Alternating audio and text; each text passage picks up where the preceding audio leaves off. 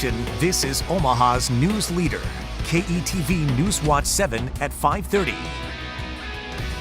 Once he heard one bullet go off, he hit the deck, but where he works in lighting, he wasn't able to see a lot. But when he got up, he said that there were just bodies everywhere, and that he just ran out, and they just kept telling them to run as fast as they can. But we're not sure. We're still waiting to hear from some friends who haven't called us back or texted us back. People in Orlando begging for answers about friends and loved ones tonight. The deadliest mass shooting in American history unfolding during the early morning hours at a gay nightclub in Orlando. 50 people are dead, 53 others rushed to the hospital, many of them fighting for their lives. It was like chaos, man, really chaos. I saw people, it was bringing people in on stretchers. A lot of them had the sheets pulled over their face. Good evening, I'm David Earle. I'm Melissa Fry. Extensive coverage tonight from Florida about what exactly happened and a possible motive. We want to start with a timeline tonight from when the first shots were fired. According to investigators, that happened around 2 a.m. local time. Police say 2 officers got into a gun battle with the shooter, who then ran inside of the club. That's when the scene turned into a hostage situation. 3 hours later, SWAT team members entered the club, clearing the way for some 30 people to run to safety.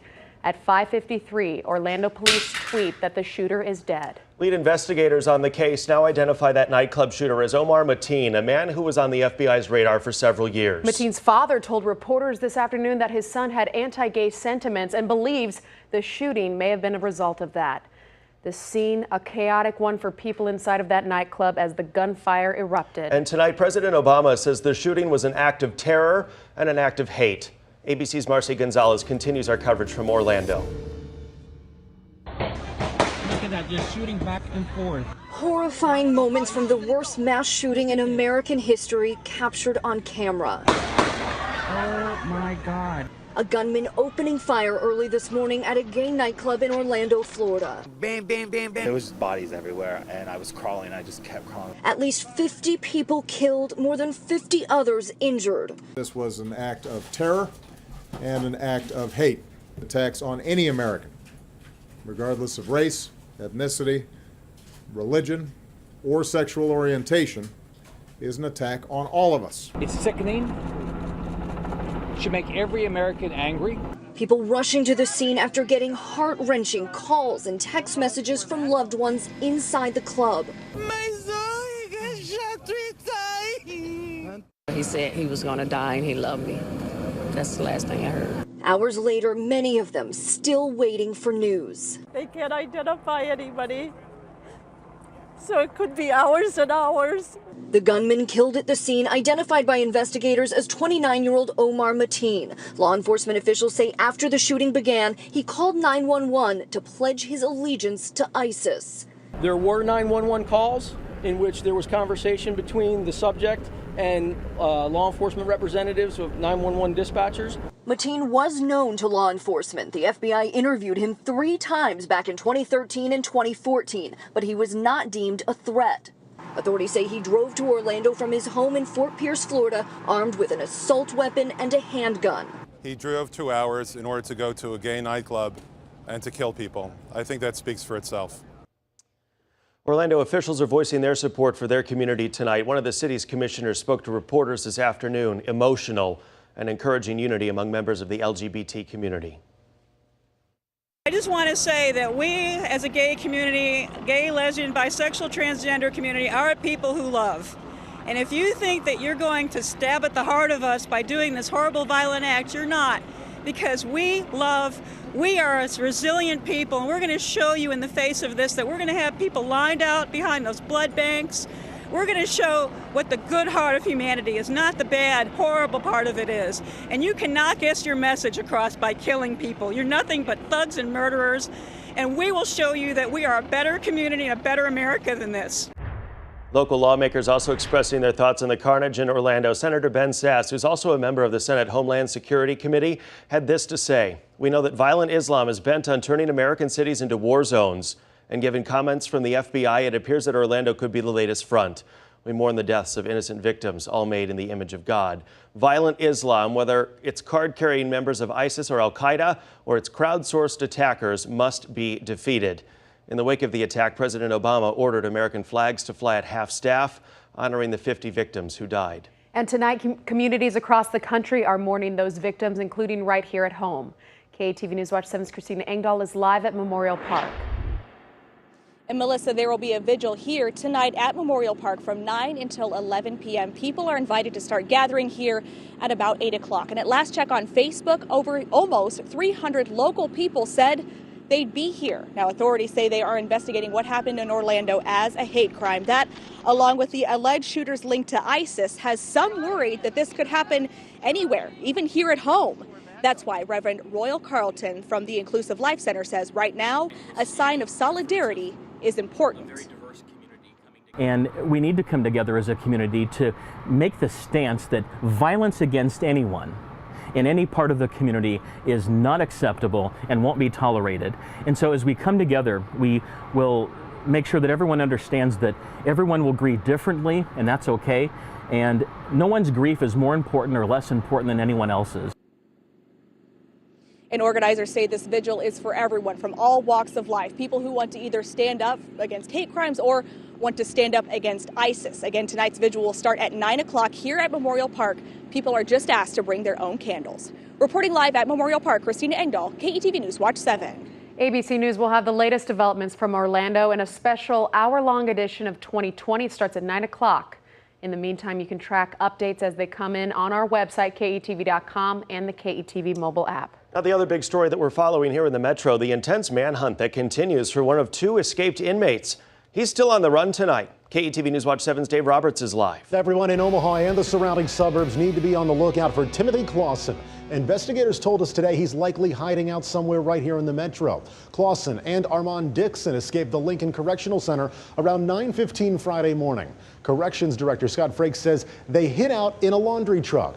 An arrest warrant obtained by the Lincoln Journal-Star says the men escaped through a hole cut in the roof of that truck after it left the Lincoln Correctional Center. Here in Omaha, police arrested Wanda Miner, accusing her of helping with the escape. Police say she's Clausen's girlfriend. Miner was arrested in 2013 for tampering with a witness in Clausen's sexual assault trial. She was also charged with altering or destroying evidence in that case. While Clausen's kept out of sight and on the run, his partner attracted a lot of attention, committing a crime, and some of that police attention right there. They say he assaulted two women in Lincoln, then hid out in the sewers until police pulled him from a manhole. It's believed Clausen made it to Omaha, where police think he's laying low right now. This afternoon, the State Patrol called a news conference urging people in and around Omaha to be careful and call 911 with even the smallest concern. If they find something suspicious along the lines of an open shed or an open doorway, anything out of the ordinary, we would appreciate a phone call to 911. Let the police do the investigative work that needs to be done in those cases. Are there certain areas of town where people need to be more vigilant than others? We would encourage vigilance everywhere. We haven't ruled out any possibilities of the whereabouts of Mr. Clausen. Investigators say Clausen might be trying to leave Omaha, while police say Wanda Miner helped with the escape. It's still unclear what role she played. Right now, she's in the Douglas County Jail. Back to you. Dave, thank you. Let's take a live look outside right now, downtown Omaha, as the Summer Arts Festival wraps up along Farnham Street. If you spent any time outside this weekend, you know it was just hot. I don't know if that's the word, maybe sweaty or miserable. I don't know. Meteorologist Sean Everson's here with the upfront forecast so you can plan your evening. Sweltering, another word you could throw in there. The fourth straight day in a row where we've hit at least 95 degrees here in Omaha. And right now, temperature, that's where we're at. 95 in Omaha, hotspot Tacoma at 97. Most of the temperatures climbing towards the mid-90s. But once you factor in that humidity, heat index, everyone under 100, but several 98s and 99s scattered throughout eastern Nebraska and western Iowa. Lots of sunshine today. Once again, live Super Doppler 7 quiet at the moment, but we go out to the west. A little activity going on as a cold front moving through western Nebraska, kicking up showers and storms. That'll be moving towards us as we go overnight and into Monday, but through the rest of the evening, we are warm and dry, increasing clouds into the morning. I'll have more on those rain chances coming up in a little bit. David, Melissa? Sean, thank you. Council Bluffs police tell us more after a hit-and-run crash Saturday that left one man dead. The family of 24-year-old Kyle Solomon shared this photo with us. Solomon died after he was thrown from his car near 16th and Harry Langdon Boulevard. Council Bluffs police say minutes earlier, Solomon hit an officer's cruiser near Woodbury and Harry Langdon, then sped away from the scene before crashing. Investigators say speed and alcohol may be factors. We've also learned the name of the motorcyclist who died after crashing his bike into an electrical box on Saturday. Papillion police say 50-year-old Raymond Welkert was working on his motorcycle at a business just north of Highway 370 and 72nd Street. Welkert went on a test drive without his helmet and lost control minutes later.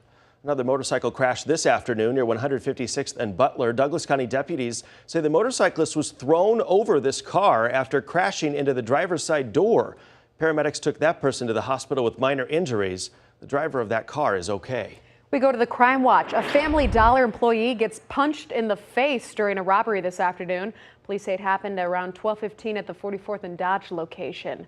The suspect walked up to the register to make a purchase, and once that drawer was open, he hit the employee in the face, then got away with cash.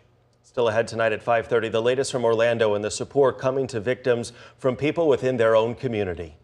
When you saw something like that happen in your community, first thing you want to do is, how can I help? What can I do? An outpouring of blood donations for dozens wounded. Details next. You're watching Omaha's news leader, KETV Newswatch 7, with Brandy Peterson. Your Weather Now forecast with meteorologist Sean Everson and Nebraska's Sportscaster of the Year, Andy Kendi, live from 7 Burlington Station. This is KETV Newswatch 7 at 5:30.